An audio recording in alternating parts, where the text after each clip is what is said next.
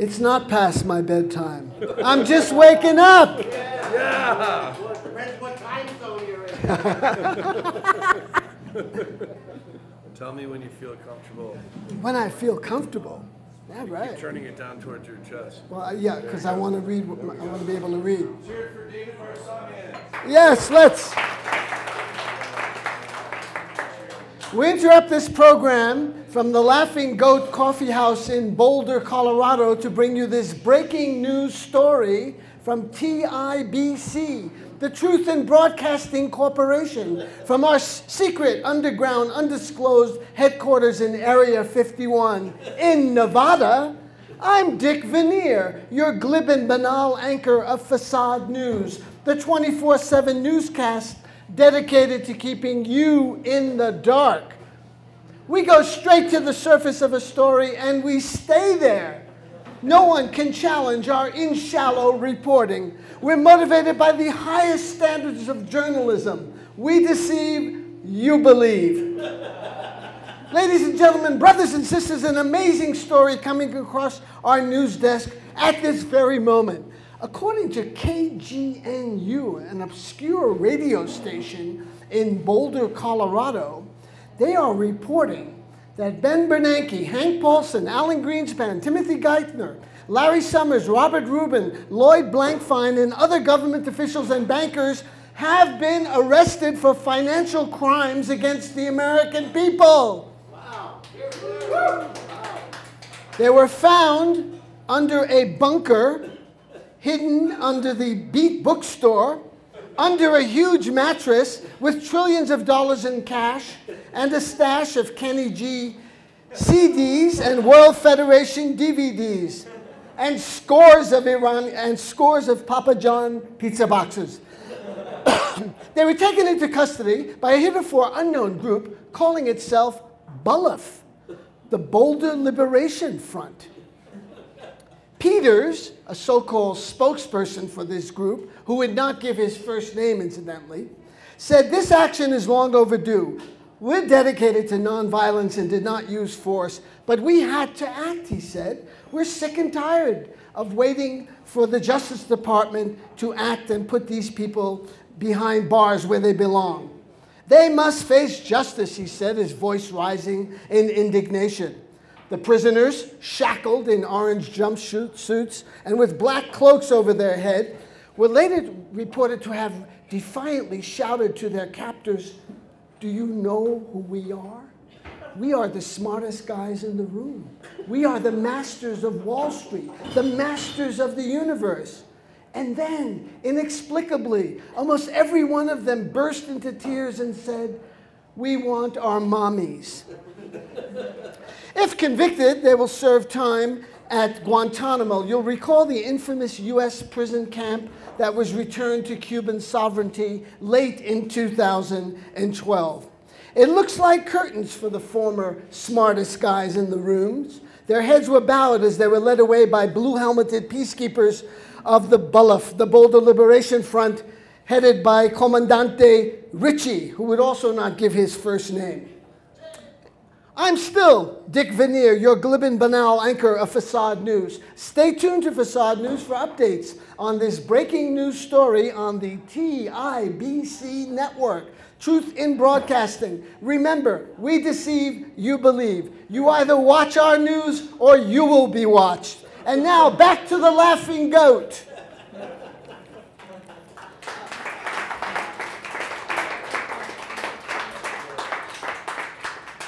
Well, comrades, good evening. Thank you for coming to what is modestly described as the A State of the World address. It certainly encompasses a lot. It reminds me of this new book that I did with Chomsky over here, How the World Works. You know, he can kind of get away with a title like that. But I think it might be a little pretentious to say that this will be the state of the world. I'd rather talk about our country, where we live, where we can have an impact on policies right here in the United States. Well, I just returned from a 9-day speaking tour of Northern California from San Jose to Ukiah. And when I was in San Jose on Tuesday, September 11th, has anyone ever heard of September 11th? Probably not. The San Jose Mercury News had a front page story, the Twin Towers, of course.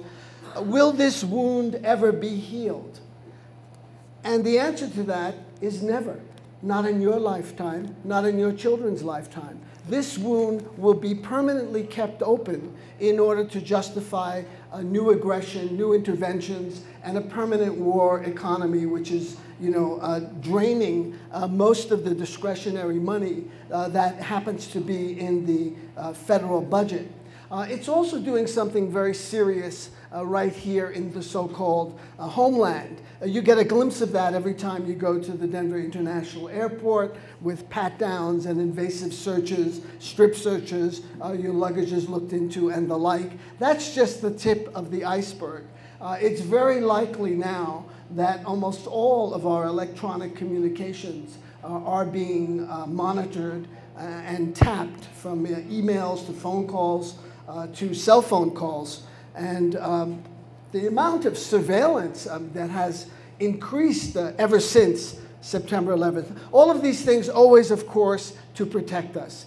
When you want to steal from someone, like their liberties, you say that you are protecting those liberties. You don't announce that you're taking the liberties. I'm doing this for your benefit. And one of the best people, I think, on this topic is a brilliant lawyer that we've featured a couple of times on alternative radio, which you can hear every Wednesday evening at 6 on KGNU. His name is Glenn Greenwald, very brilliant guy. And this is an introduction I wrote to a brand new program that we did with him called The Surveillance State. Snooping, prying, eavesdropping. Call it what you want, the government is doing on a scale never before seen. Sophisticated new technologies allow for more intrusions into our private lives.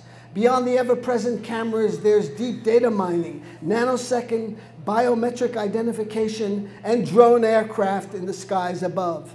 The invasive monitoring of public space and the simultaneous erosion of our constitutional rights has largely been a bipartisan effort. State surveillance power undermining basic freedoms in the name of protecting them is growing relentlessly. The swelling domestic databases of the NSA and FBI may contain, I would say probably does contain, your personal information. And this burgeoning Orwellian apparatus has become a cash cow for a lot of corporations providing what are called euphemistically security services.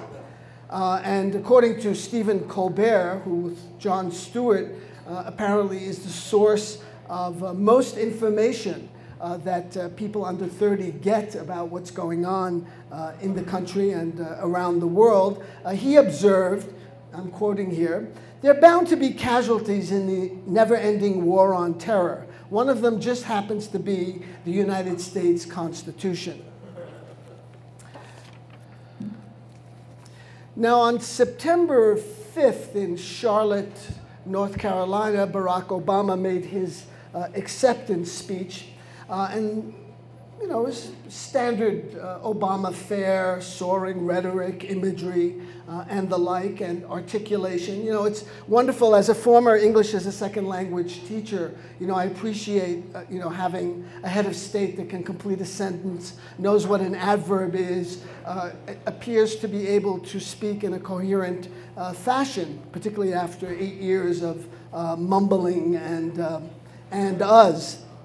But the thing that struck out for me was this declaration, and this wasn't just a mere kind of wishful hope, but he says here, "As long as I am president, the United States of America will have the greatest military power the world has ever seen," which is an interesting kind of thing to take pride in. I don't know, there might be some students here this evening, probably not, looks like a very old crowd, but there might be a few students here. Why can't we have the best educational system in the world? Why can't the United States provide free public education, from grade school right up through the university level? Why can it not provide for public health care? Number 37 in public health, and dropping.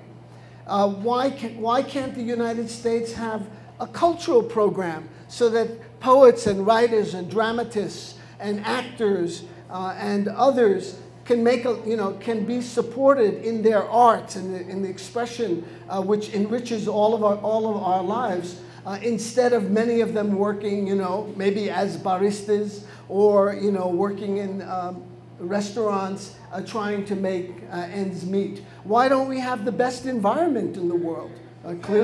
Clearly we don't. The Pentagon, the Pentagon, the Pentagon, the Pentagon. That 5-story building, that 5-sided building in Washington, D.C., which is just draining everything out of the budget and is rampaging across the world, all in the name of freedom and spreading democracy. One has to wonder how long they can keep pulling the wool over the eyes of the American people, particularly in terms of U.S. imperialism, which is the only adjective that can be used to describe U.S. Foreign policy. And we see that right now with more and more threats toward Iran. Iran is being subjected to the harshest sanctions in history. The tremendous impact on daily lives of ordinary Iranians. And Obama and the people around him, like Hillary Clinton, who are so highly regarded, keep repeating again, like Buddhist or Hindu mantras, that all options are on the table. We are running out of time. The door is closing, Obama said. The window is shrinking. So you have, excuse me, you have all of these images of time running out, and Iran better respond. How can Iran respond? What is demanded of Iran? Kiss my hand. It is the Godfather speaking, and you must genuflect, and you must do what I wish you to do. I command you to do. You cannot stand outside of U.S. power independently.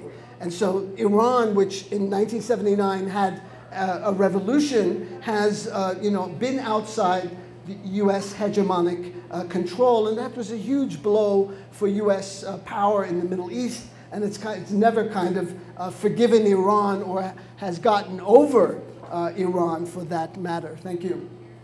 The clock is ticking is another example, and then of this kind of threatening vocabulary. And then Obama announces in front of the biggest pro-Israel lobby in D.C. called AIPAC, the American Israel Public Affairs Committee, "I've got Israel's back. I don't bluff," he said, very dramatically. And so we see how all of these things kind of intersect in terms of U.S. imperial policy. There happens to be a certain resource in that part of the world. I can't imagine what it is that is highly treasured and highly valued. I leave it to your collective imaginations as to what it could be. Broccoli, cauliflower, chestnuts. Are you going to disrupt this meeting? Yes, sir. You are going to disrupt this meeting?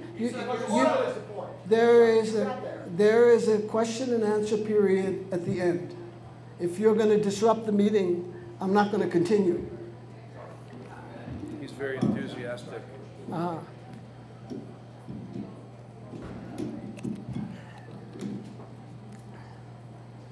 So there's a drumbeat now of war and war propaganda, and the success of that is defined by constant repetition. One of these things, you emphasize the threat, in this case of Iran or Muslims or Islam, this kind of threat, which is shown in the new Newsweek cover story, Muslim rage.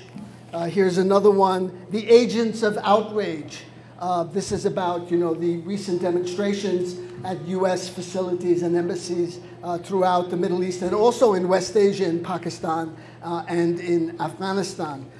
I've been tracking these kinds of covers for more than 20, 25 years, and there was an Atlantic cover story written by the notorious pro-imperialist apologist Bernard Lewis, who's regarded as some kind of great scholar of Islam, that he's put his knowledge at the service of imperial power. So he has done much to define the parameters of how we in the West, a very amorphous term, view them in the East, and is very reductionist about Islam and Muslims being all like this. You know, there's like this homogeneous glob out there, and they all speak the same language, they eat the same food and wear the same clothes. Very reductionist.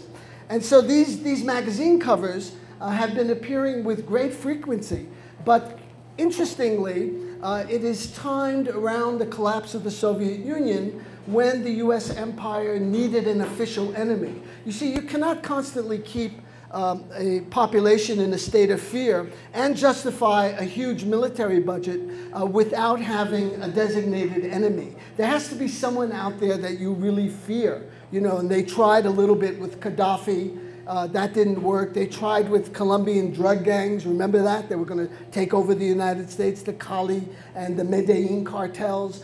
Then they tried with Noriega. That didn't quite make it. But then radical Islam becomes the designated enemy du jour, as it were. And of course, after September 11th, that becomes magnified, becomes institutionalized, and now one wonders, you know, why is there Muslim rage? Gee, I guess they don't like being bombed and occupied and having their wedding parties the target of drone attacks in Pakistan, or mosques being blown up in Afghanistan. I think you might find those very unpleasant types of occurrences if it happened here in very bucolic and serene and tranquil Boulder, Colorado, where we were all, you know, driving Priuses and eating organic arugula and going to the farmer's market and recycling and reciting poetry from time to time. And speaking of poetry, why not interject here a little bit of poetry, because I'm going to mix things up with some poetry as well as politics, because I think the politics is poetry and poetry is politics. And here's a poem by Pablo Neruda, who the great Arundhati Roy of India recently brought to my attention once again. Neruda's poem is one of the great anti-imperialist poets, by the way. Canto General is a masterwork, Alturas de Machu Picchu, and many other works of poetry. This is called the Standard Oil Company. Standard Oil Company today happens to be called ExxonMobil, the world's largest corporation.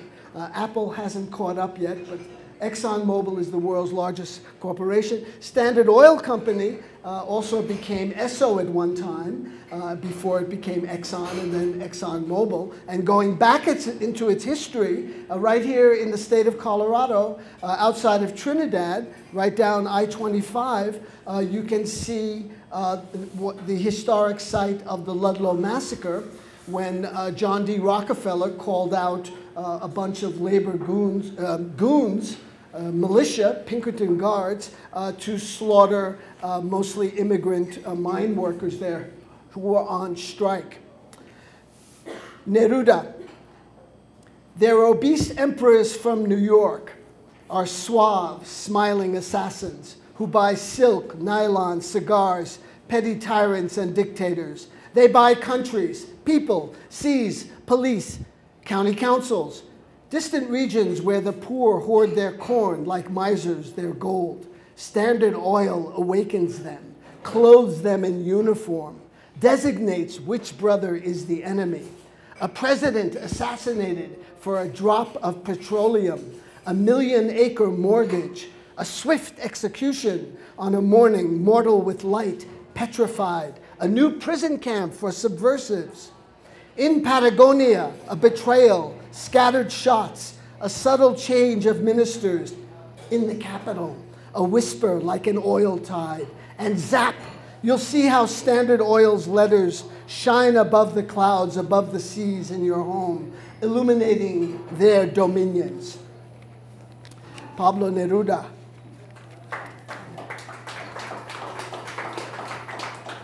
I'm doing a lot of traveling, and I was in Santa Fe a couple of months ago.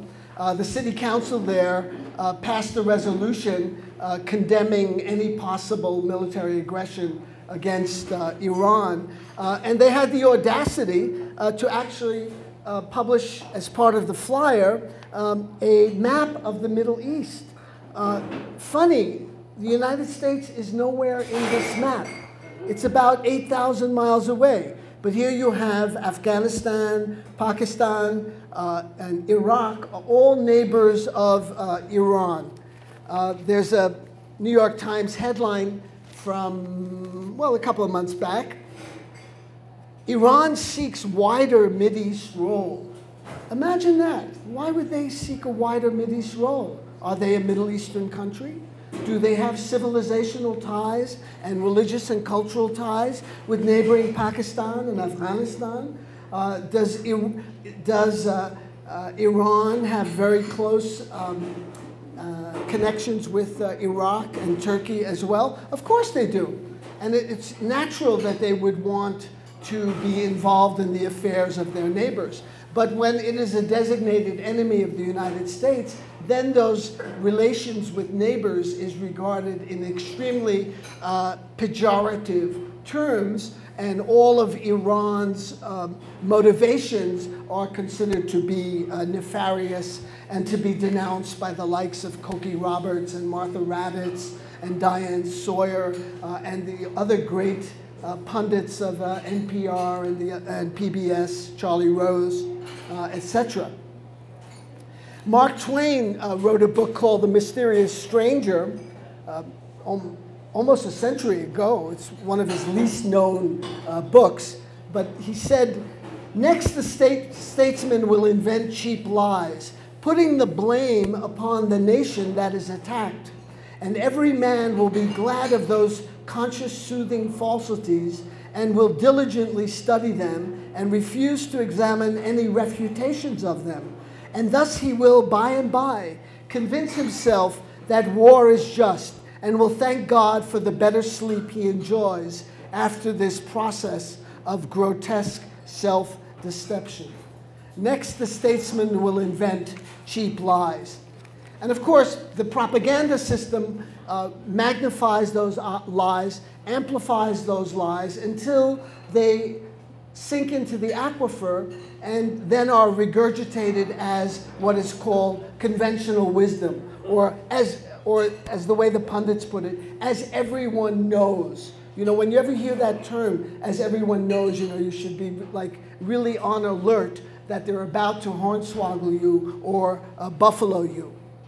So one of the techniques of propaganda that has been proven to be successful, that the US practices time and time again, is to emphasize the threat over and over again. So Iran is dangerous, Iran is bellicose, Iran is aggressive. You notice these adjectives are never attached to our country, which happens to have 737 military bases around the world, thousands of nukes, 12 aircraft carrier battle groups when no other country has even one, many Trident submarines.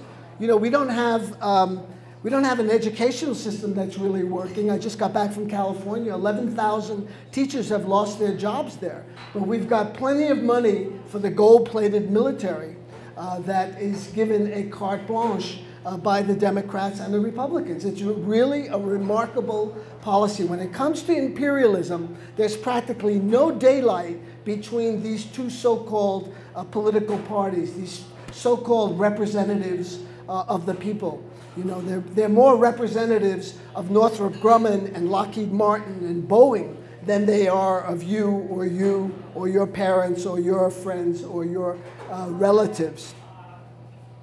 And then the other technique of propaganda, which is very successful, is to dismiss, discredit, and disparage and ridicule anyone who raises objections to the propaganda that is being manifest. So if someone like Chomsky speaks out, if he's allowed even to get on any kind of national program, basically he is excluded from most of the media. the corporate control media. If he does appear, or if someone of that persuasion does get on, then they're dismissed as cranks, as anti-Americans, or as one person suggested to me once, why don't you go back to Russia, was the comment. And then I said, well, I don't speak Russian. I'm not Russian. I don't know anybody there. What would I do in Russia? I'm from Boulder. I want to live here. And then the other thing, of course, is, and this is crucial, don't appeal to logic, to evidence, to facts. Those things, that's for people in ivory towers. That's what intellectuals do. They think logically and chronologically. They try and marshal evidence like scientists and present that evidence. You keep to rhetoric, to potboiler issues, flag-waving, patriotism, family, so-called values issues, and you never talk about the facts. The facts, for example, I mean, how many people in this audience know that Iran, you know, with all its problems, it has not attacked another country in 250 years. 250 years. You cannot go 2.5 years, probably 2.5 months in US history without, you know, the US engaging in some kind of aggression, be it economic or political or directly military. Iran has a right, is a signatory to the Non-Proliferation Treaty, the NPT, which has, and the NPT is regulated and monitored by the International Atomic Energy Agency in Vienna. They are subject to inspections and scrutiny. Guess what 3 countries are not signatories to the Non-Proliferation Treaty? 3 countries that happen to be very close to the United States: India, Pakistan, and Israel.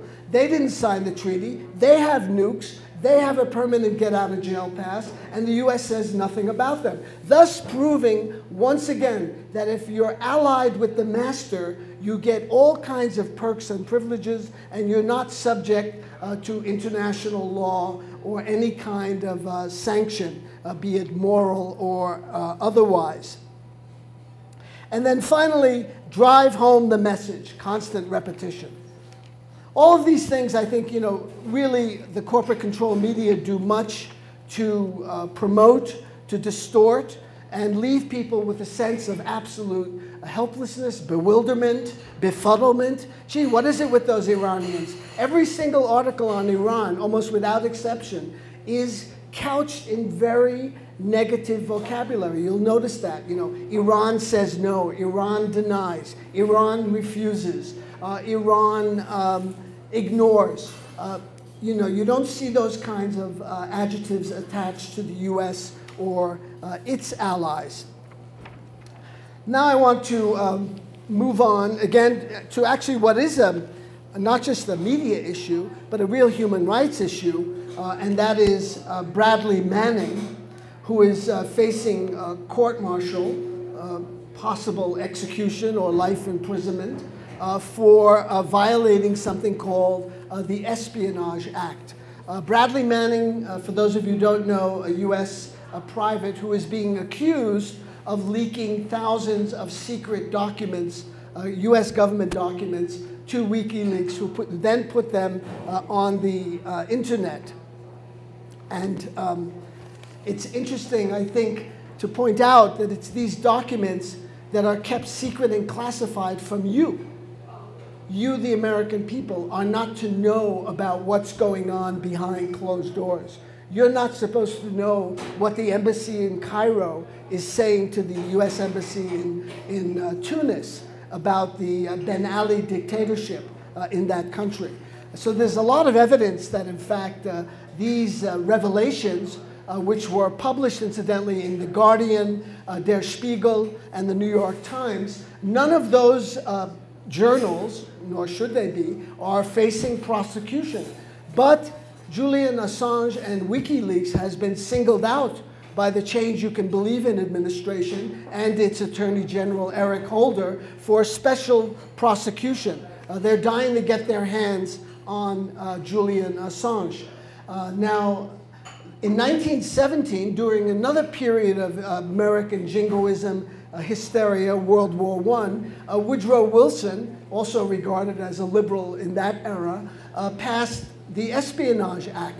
From 1917 until 2009, when the Change You Can Believe in president came into power, 3 Americans were prosecuted under the Espionage Act. Since then, 6 have been prosecuted. In other words, double the previous 80 or 90 years. I think those are the kinds of priorities that are upside down in Washington. And I could just remind you, for those of you who may recall the campaign in 2008, that the Change You Can Believe in president said more than once that he would be protecting whistleblowers. He would be encouraging them. He would be supporting them in revealing evidence of misadministration or malfeasance or corruption. So that has changed as well. Anything to get elected is the slogan here. I was in Eugene, Oregon 4 or 5 months ago during the height of the Republican primaries. Well, that was a really intellectually enlightening moment in American history. What giants strode the land here. Ron Paul, I'm not singling him out, but he was, I picked up this campaign brochure. I'll hold it close to the microphone so people who are listening to this can see it. There's Ron Paul, like all these politicians, looking very straight and strong, ramrod into the future, very courageous looking. And underneath him are those wonderful men, the founding finaglers, also known as the founding fathers. Jefferson and Washington and Adams and Hamilton and that whole crew. And it's always important for US politicians to connect themselves with that particular group. They are spoken of in terms of awe, with reverence, almost in hushed whispers. These were not ordinary mortals. These were gods on earth, who bequeath us this great Declaration of Independence and the Constitution. Well, let me tell you a little bit about these wonderful founding finaglers. James Madison, who's regarded as the principal author of the Constitution, a 2-time president of the United States. He probably wrote all the Federalist Papers. Hamilton wrote a couple. What did he say the aim of government was? Now we're just, I'm now transcending from US imperialism to capitalism. What did he say the aim of government is? The aim of government, Madison said, is to protect the opulent minority against the majority. To protect the opulent minority against the majority. Now, if that doesn't sound like 1% versus the 99%, I don't know what is. There it is in plain and simple English. His colleague, John Jay, another one of the revered founding fathers, first president of the Constitutional Congress, the first Chief Justice of the United States Supreme Court, he said straight out, those that own the country ought to govern it. And that's pretty much the way it's been, with some exceptions over the 200+ years of US history. Those that own the country ought to govern it. Now we want to talk about the economic crisis, this new book with Richard Wolff, which just went into its 3rd printing. That's for City Lights Press, the independent bookstore in San Francisco that published it. That's a big deal for them. On the scale of Random House and HarperCollins and Simon & Schuster, it's not much.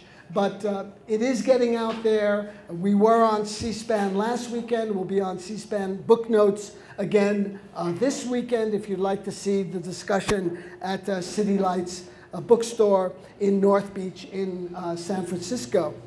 This, I think, is one of the, I'll say it, I think it's a terrific book on explaining the roots of the economic crisis, how it happened, why it's continuing, and the solutions that are being offered, the so-called reforms, have no possibility of succeeding. Let me start with that point, with the reforms, because this is what capitalism does whenever there's a crisis. Committees are formed, panels are appointed by the president to come up with some answers. How did we get into this mess? How did the Iran-Contra scandal happen? How did Watergate happen? Let's appoint a commission.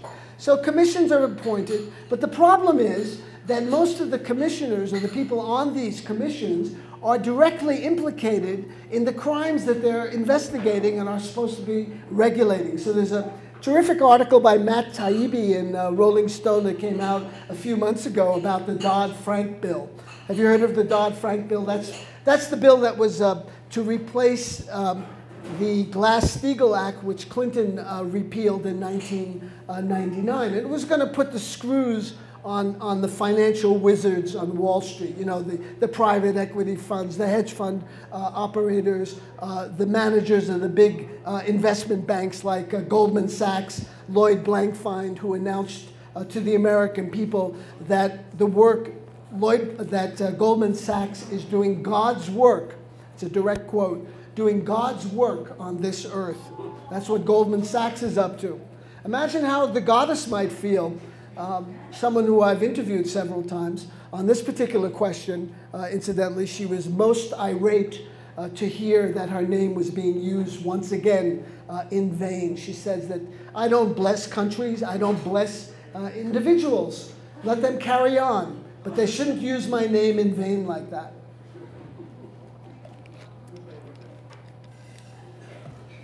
But like that well-known substance, capitalism has hit the fan.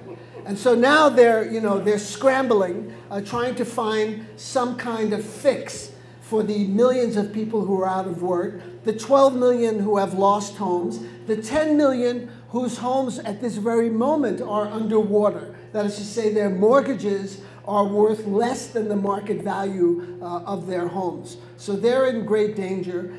There's an enormous amount of work that needs to be done in the country. The environment needs to be protected and sustained. There's all kinds of projects. Has anyone tried to take a train in this country lately? You know, if you want to see what rail looks like, go to China, go to Japan, go to France, go to Germany. I mean, the United States has an antiquated public rail system. It's hard to get anywhere in the country, and if you can't get there on time. You have to make connections. Connections are late. You know, I hate to quote Thomas Friedman, but I will in this instance. He described riding what is called the Acela super fast train between New York and Washington.